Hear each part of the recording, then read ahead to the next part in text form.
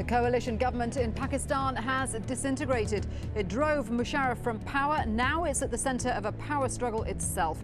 As the violence escalates and the economy dwindles, Pakistan's people ask, which way now? This is Inside Story.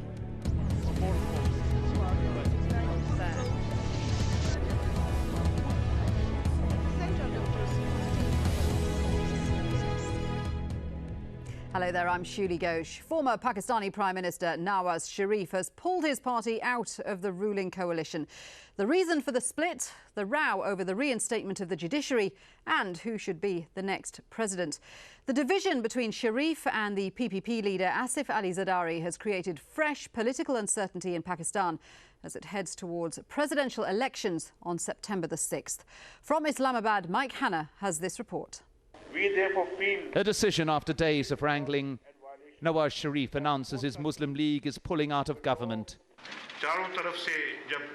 With deep regret today, when we have no hope from all sides, when we have no cooperation, with a heavy heart, we have decided to split from the People's Party. It's a move that impacts directly on the role that Parliament will play in the weeks ahead. A parliament in which no party can muster the two-thirds majority needed to amend a constitution that at present gives sweeping powers to an executive president. After the February elections, this was a picture of Parliament. Out of the total of 340 occupied seats, the governing coalition held 286, the bulk drawn from the two major parties. The opposition held 54.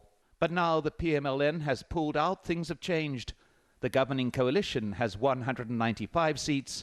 The opposition, joined by Nawaz's Muslim League, has 145. The significance is the government no longer has the two-thirds majority needed to amend the constitution.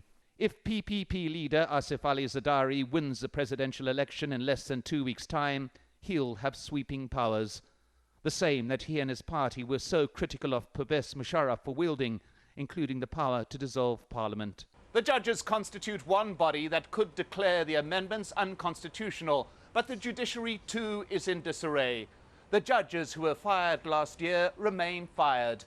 This despite an apparent agreement that they would be reinstated within 24 hours of Pervez Musharraf's resignation. And now civil society is likely to enter the fray. The powerful lawyers' movement threatening to mount public protests this week unless the judges are returned to office immediately. It was they who spearheaded the protests that led to the return of exiled politicians like Zardari and Sharif and ultimately resulted in Pervez Musharraf's resignation. When he walked away, it seemed that democracy had triumphed. But at this stage, the sweeping presidential powers that all expected to disappear along with the Musharraf era remain firmly in place. Mike Hanna, Al Jazeera, Islamabad. Well, let's discuss some of those issues. Joining us now are our guests in Islamabad, Humayun Gohar, a writer best known for helping former President Musharraf write his autobiography. Also in Islamabad, Maria Kusisto. She's an expert on Pakistani affairs with the Eurasia Group. And in Kabul, Musharraf Zaidi. He's a journalist with The News International, one of Pakistan's leading newspapers. Thank you very much indeed for your time. Well, this isn't a surprise, is it? Let me come to you first, Musharraf. Did Sharif back himself into a corner? Didn't he see this coming? I don't know if he did. I mean, before we get into that sort of discussion, I have to sort of take exception to the constant sort of description of what's happening in Pakistan as a collapse and a disaster and a destruction of the coalition. I think that things are back in their natural order the way they should be. What the natural order is political instability? Well, any democracy is fundamentally unstable. Let's remember who we're talking about here. Sharif and Zardari are not Hillary and Barack. Sharif and Zardari are McCain and Barack. This is the Democrats versus the Republicans. It's, you know, it was always an unnatural alliance to begin with. So I think it's actually good news for Pakistan that it's actually going to have a functional opposition. For about 6 months now, we've had a government that has had no opposition. And, you know, that's, I mean, at least in my definition of democracy, that's just unnatural. OK, well, let's talk about that.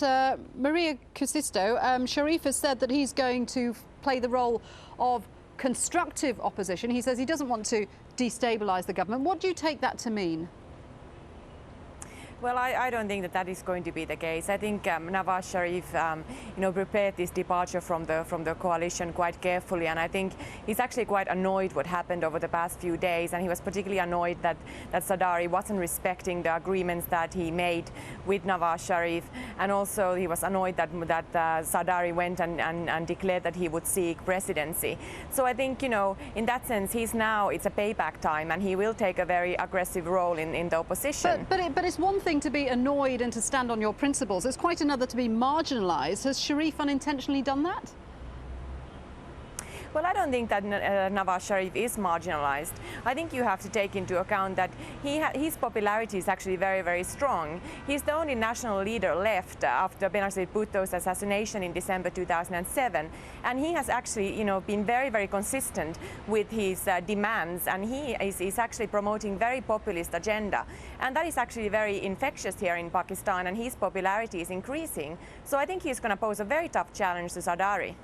OK, let me come to you, Humayun, in Islamabad. I mean, to a lot of people, it seemed clear that these kind of fundamental divisions were going to happen because particularly the promise over the judiciary. How could Zardari replace the judiciary, which might then revoke the amnesty he'd received for allegations of corruption?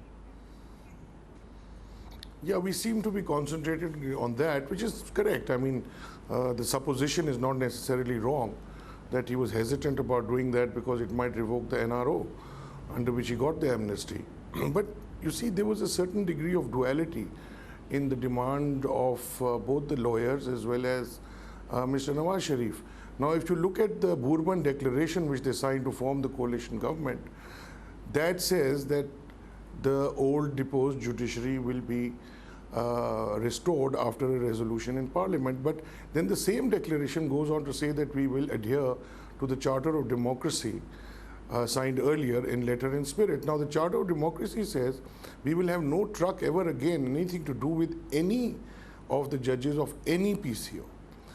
So Mr. Zardari can quite rightly claim that, look, I was going according to the charter, the spirit of the charter, and Mr. Nawaz Sharief can claim I was going according to the spirit of the Bourbon Declaration. So there is this duality there. Now, if, for example, they'd all said, including the lawyers to begin with, exactly what the Charter of Democracy says, that we want the independence of the judiciary, and we will have nothing to do with either these PCO judges of 2007 or the judges of 2000.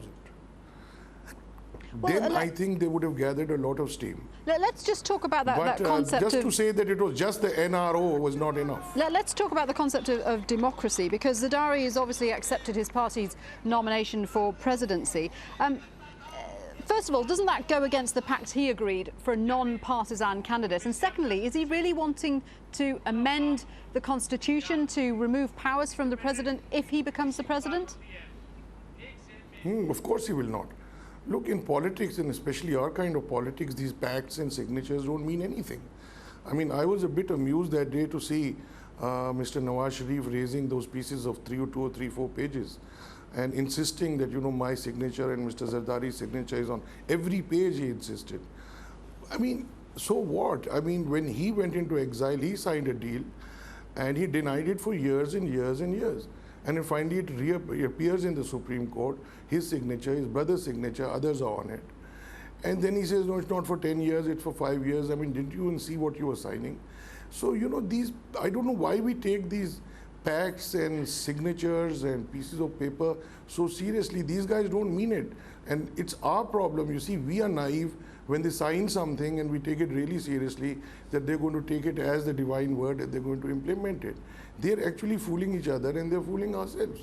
That's all. Mr. Zardari said he would bring the constitutional amendment to buy time from Nawaz Sharief. That's all. Of course, when he becomes president, why should he give up what Mike Hanna called sweeping powers of dissolving the assembly? I don't think anyone quite realizes what the president of Pakistan is. He is the head of state. He is the supreme commander of the armed forces. He is the commander-in-chief of the army, the navy, and the air force.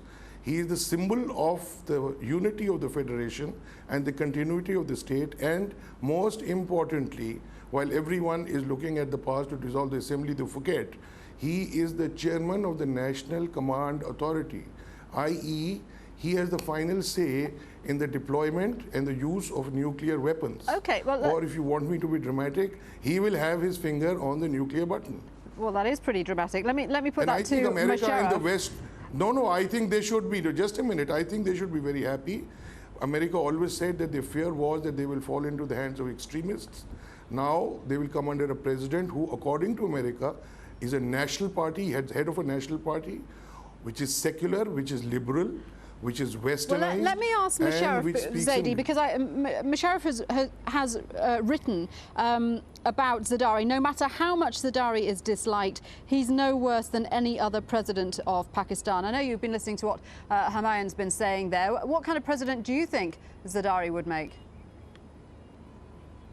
Zardari will make a president that is a reflection and a representation of the will of the people of Pakistan. I think Humayun Saab and many others in Pakistan have gotten used to the idea of a smooth-talking, smooth-walking, sophisticated and articulate man who talks the language that Humayun Saab and the rest of the sort of English-speaking elite in Pakistan speak. But Musharraf never had the kind of power and influence over people that Zardari had the day that he took over the party. Right after the assassination of Shaheed Mohtarma, Zardari was the one that actually helped keep the federation together. I've never been a fan of Zardari myself, and I think my writing has reflected that. But I think the point that we're missing here is that it doesn't matter whether we like Zardari or not. Zardari leads the most powerful and largest political party in the country, and I think it's a good omen that the head of that party is going to be the head of the state. Okay, and I think the other political parties, Nawaz Sharief. Sorry to interrupt you. I just want to put a quick question to Maria as we come to the end of part one. I mean, what is Nawaz Sharief going to do? I mean, he's fielding his own candidate. He's now going to be reaching out to the other political parties for support, isn't he? Well, of course, he's hoping that his man could potentially challenge Zardari's ambitions to become a president, but I think that's very unlikely. I think Zardari is going to have a fairly easy competition for the position. But in terms of Zardari's approach, I think he's now going to be focusing on his government in Punjab, in the province of Punjab, and he'll be also focusing on trying to push Zardari towards reinstating the judges and reinstating them on the basis that he wants, and also trying to push Zardari to basically pursue pro-democracy reforms along the lines of the Declaration of Democracy between the two parties. So that's what he has sort of left now. Okay, stay with us, all three of you. We're going to take a very short break now. When we come back, how is this ongoing political uncertainty affecting the people of Pakistan? Stay with us.